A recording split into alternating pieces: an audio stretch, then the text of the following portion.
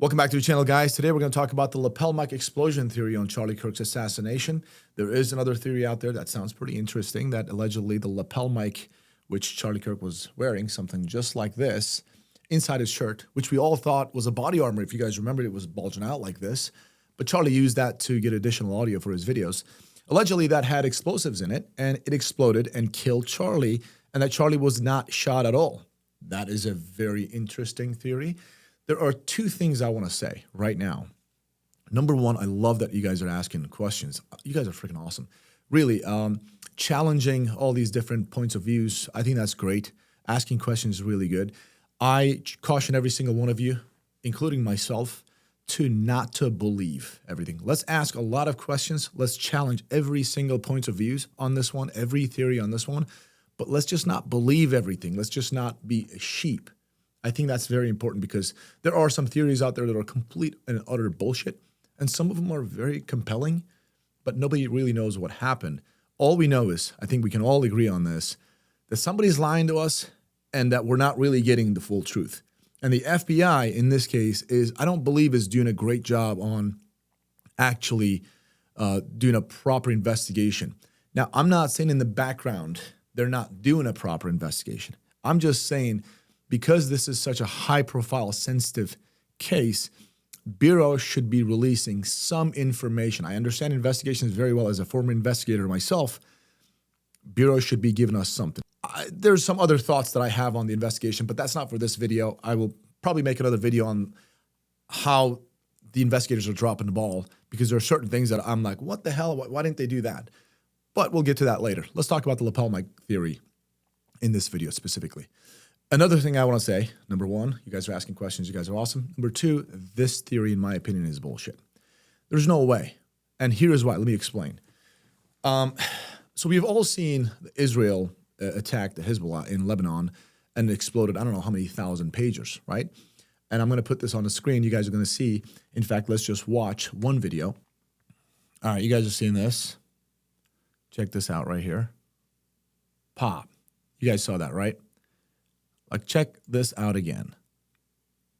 You see how big of an explosion that is? How outward that is? In fact, let's watch another one.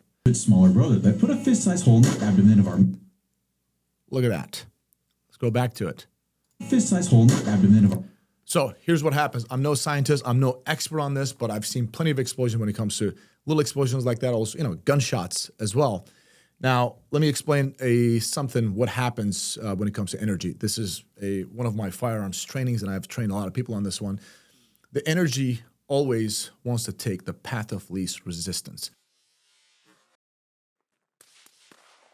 Clear demonstration that the energy takes the path of least resistance. In this case, the AR explodes, and the magwell area is the most open area. The energy goes that way. Bullets do the same thing. They deflect. When it hits a ballistic gel or tissue, they like to just tumble. They just do crazy things. Nobody can really predict what a bullet will do once it hits the target. That was my previous video analysis. And bullets basically take the path of least resistance. Energy is the same way. If you look at this thing, the reason this projectile goes forward, because the casing is captured inside the action, inside the bore, a chamber of a gun. So this part stays stationary, tight. So all of the energy, the gases, just propel this round forward and it exits the barrel. Same thing applies to the bombs as well. So if Charlie Kirk's lapel mic exploded in here, we're not just going to have explosion going inward only. We're going to have explosion going in every direction, because there's nothing that's holding that lapel mic here so tight and stationary where all of the energy would go inside Charlie's body and nothing would go outward.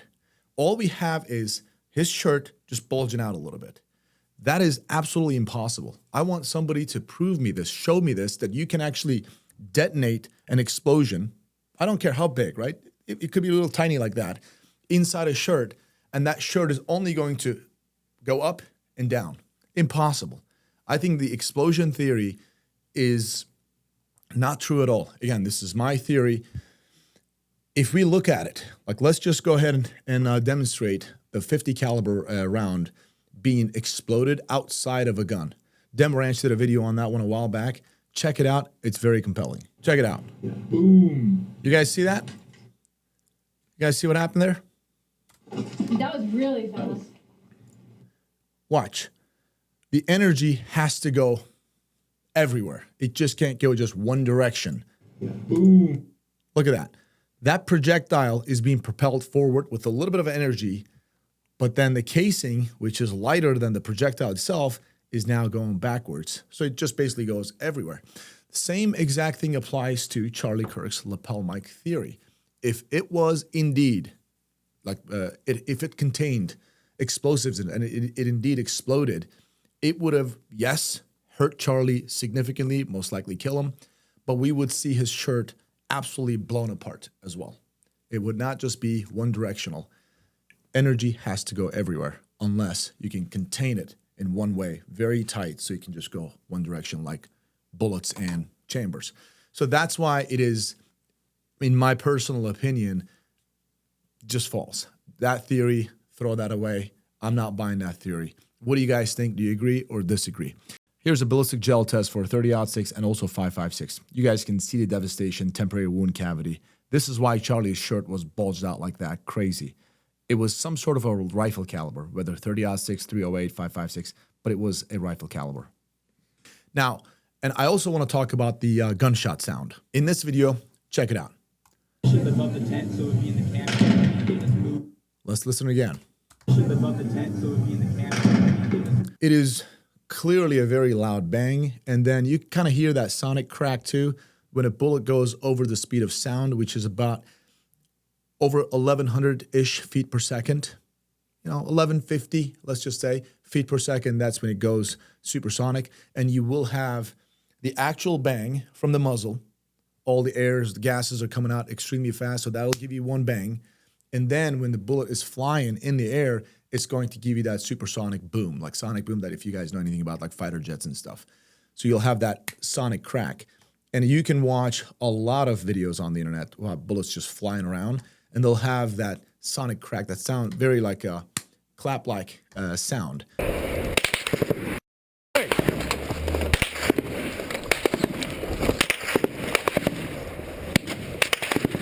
And in this case, we can kind of hear that. Should lift up the tent so it would be in the camera. That sounds like a bullet sound to me.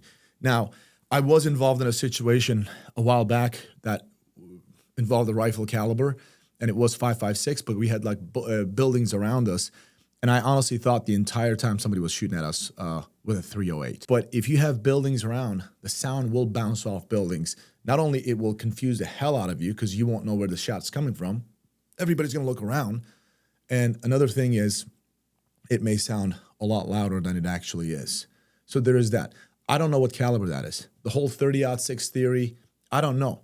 Now, I'm not going to tell you a 30-06 cannot possibly be contained in a human body that's shot in the neck. Bullets do weird things. I cannot tell you. I don't know if Charlie Kirk was hit with a 30-06 or if that was a decoy gun or something else going on. We don't know. That's why I'm questioning the investigators to kind of release some information. It is also not entirely impossible for a 30-06 to hit Charlie in the neck in a weird angle, whatever, and just bounce off in his body because we don't know what type of ammunition that was used. If it was a frangible ammo, if it was one of those like core jacket separation crappy ammo, maybe old surplus ammo that upon impact just kind of disintegrated, that could potentially stay in Charlie's body. So yes, I'm with everybody on this one.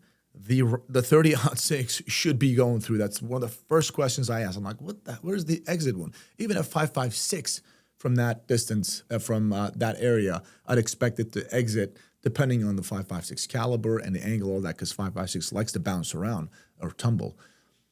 But we can't just sit here and say 100% impossible, it should have gone through. It should have gone through, but there is also that little possibility that it could have not. That we don't know. We're all speculating. But the pager theory, in my personal opinion, is just not true. I don't believe that. But another thing I want to touch base on, and let's watch Jesse's video right here. So Steve Peters live. That's where Jesse saw the video. I saw it from Jesse, so shout out to him for doing this video. I like that he's questioning everything. Love it. So Valhalla, InShot TV, Range Day Bro, Obviously, Jesse on fire. Great. I love their analysis. This is it. It just looked like the chaos that you would expect after someone was publicly executed in broad daylight in front of 3,000 people. But in no way did that trigger man, that assassin in the brown shirt with the sunglasses act alone. We have video now that shows the handoff of the... All right, let me go back a little bit. Check this out. Steve Peters is saying that this guy is the one that actually pressed the button and detonated. My personal opinion, Steve, if he's watching this, most likely not, I think it's irresponsible for us to definitively talk about anything here. That's why I can't talk about anything definitively. I can just tell you my personal opinion. But Steve says that this guy, who I have no clue who he is, I don't know anything about this stuff. I have no dog in the fight, right? I'm just trying to be as honest as I can here. He says he pressed a button and detonated the explosion. Gun guy in the brown shirt, that shadowy looking guy with the sunglasses. Yeah, he pushes the detonator. Clear Steve, how do you know, man? I mean, do you know something that we don't know about? I would love to know about this. as day. Counting gang violence. Great. Like, here's my question, guys. If I'm going to actually press a button and detonate, I would not have the button over here.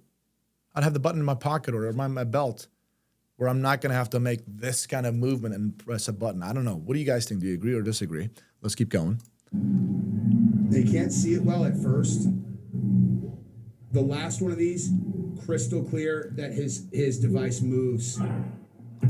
This is guys, like, again, I love that everybody's questioning things. I love that we're all just making videos on this, but I'm not getting on this train, man. Not me. What do you guys think? And now, anyways, let's move on. Steve says that he didn't act alone. Back and out the left side, creating the exit wound. That's the guy that pushes the detonator, which perfectly aligns with the explosion that pushes that projectile through Charlie's right side of his neck and out the left side, creating the exit wound. Okay, I'm going to caution every single one of you. In order for a projectile to have enough speed, velocity, to go through and explode like that, this mic, let's say this is the actual device, right? The explosive device. This would have to stay so stationary, so rock solid here, so it could propel the projectile, whatever it is, through Charlie's body at that kind of violent speed. It's not. It only just bounces off like that. There is no way. Let's keep going.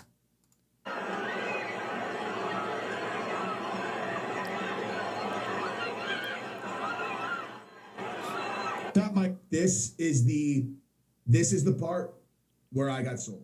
And Jesse, I'm going to tell you what's going on there. I don't know that what their plan is, but I'm going to tell you. I'm going to give you a different light. Let's keep going. I'm just gonna tell you that right now. Okay, so pay real close attention right here. This is where I got sold. Where I was like, oh my god, this is it. It just looked like the chaos that you would expect after someone was publicly executed in broad daylight in front of 3,000 people. But in no way did that trigger man, that assassin in the brown shirt with the sunglasses act alone. We have video now that shows the handoff of this remote detonator.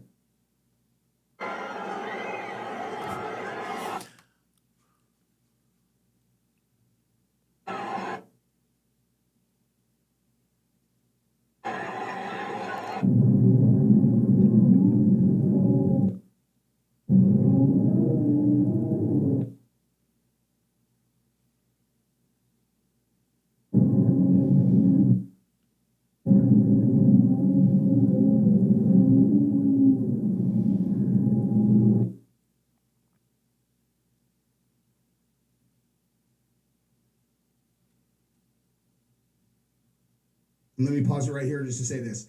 They're saying remote detonator.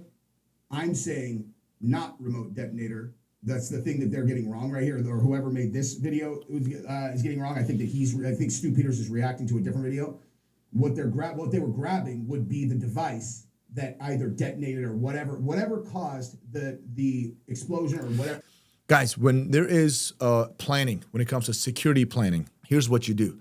Prior to getting your principal to the area, you will scout the area. You'll do your security planning. That's how it works. You will identify, like even when we go shooting, when we do other type of training, you will identify the driver. You will have the routes already planned, which hospital you're going to go to. You'll have ABC plans maybe. If one hospital doesn't work, a trauma center, you'll have another one nearby. You'll identify all of those things. You'll have a pre-mission or event briefing, and you'll say, hey, Bobby, something happens. You're the driver. Okay, Bobby's the driver. And you're going to run and get the med kit. You're going to do this. Everybody has roles. And when some boom happens, immediately everybody jumps up. You just go out there and do what you do. So I'm not saying, like, I don't know what their plan was. I have no idea. I'm just simply watching this just like you. But as a person who has gone through briefings like this for security stuff, I am thinking, my personal opinion is, I don't know who these guys are again. I got no dog in the fight, so please don't attack me on this one. I'm thinking that immediately they see there's some sort of an incident, their principal got attacked, which they trained for this. Again, that's why the way they're reacting, they're trained for this. It's not like if they never trained for it, they wouldn't know what to do. And then none of us would question them, right? Because they're trained for this, they immediately know their roles, what to do. So I'm thinking that guy jumps on the principal, is like, hey, Bobby, you were to get the med kit, or maybe he gives the keys to the other person, go get the car or something like that. I think something along the line of some security planning, handoffs, exchanges are going on there rather than somebody handing an explosive device or detonator to that person. These are my thoughts, guys. What do you guys think? I don't want to make this video any longer than it already is. Do you agree or disagree? Let me know your thoughts. Again, there's some fishy things going on here. Absolutely, there's some weird things going on here. And I just blame the investigators on this one. The investigators need to release some information at this point.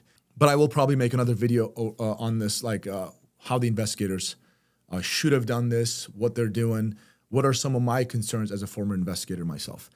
Anyways, if you haven't subscribed, subscribe. I appreciate your support on this one. I will continue to make videos on this and other matters. Guys, thanks for tuning in. I appreciate your time, and I'll see you guys on the next video.